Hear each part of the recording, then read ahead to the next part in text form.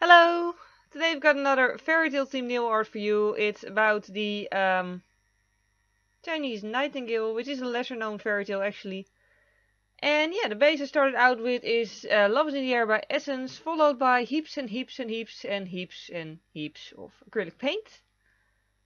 I also used a fan brush, just a very tiny small one from a nail art set. And from the same set I used a detail brush that I use pretty much almost every nail art tutorial. And this time I also used metal coat to finish it off instead of a shiny one.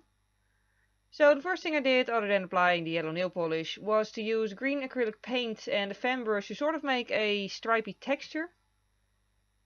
Just as a background. And then I started just painting different images from the fairytale on my nails. Only the first one, the one on this nail, is actually inspired by the actual fairytale book that I have. Although people who have the same book probably won't even recognize it because, well, the Book of Fairy Tales, I love it because the images are very, very beautiful and detailed and far beyond my skill level of painting, so I simplified it a lot. It's supposed to be the Emperor holding the Nightingale. And also, by the way, for people who don't know the story, I'll just tell you what it's about. It's about an Emperor and a Nightingale, obviously.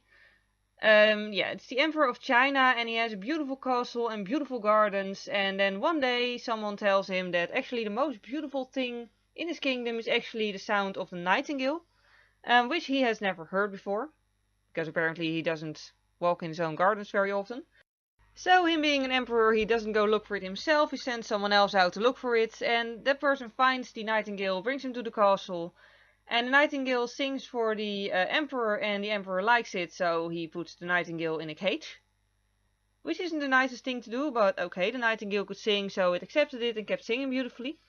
But then one day the Emperor of Japan actually sent the Emperor of China a fake nightingale, which could sing just as beautifully as the real one, and then everyone started listening to the fake one instead of the real one, which of course the real one was sort of hurt by. So yeah, eventually the real one decided to just flee and leave and not come back. And then of course the fake one broke. Well, it didn't completely break, but it couldn't be used as often anymore, it didn't sound as great anymore. And yeah, then for some reason the emperor suddenly got ill, and of course, as things happen in fairy tales, the nightingale knew about it and actually came back, and yeah, then the emperor realized that he made a mistake, he said he was sorry, the birds forgave him, and then suddenly the emperor was completely healthy again, because, you know, it's a fairy tale. And then the birds decided to stay with him, so I guess the moral of the story is to, you know, appreciate the real thing instead of going for a fake or something. Make with what you will, either way, yeah. I always sort of liked the fairy tale mostly because that the images were very beautiful in the Book of Fairy Tales. So yeah. Also, one very strange thing in my opinion is that the bird actually turned out to be easier to paint than the golden cage. I think that's because the cage has more very tiny details, and those are seriously difficult to paint on nails. But yeah, either way, I don't recommend trying to paint a golden cage, like it's seriously difficult. On the other nails, I decided to keep it easy and actually do music notes because, you know, it was all about the song of the nightingale, so music notes seem suitable. And then finally, to finish it all off, I added a matte top coat, which you can see going matte here.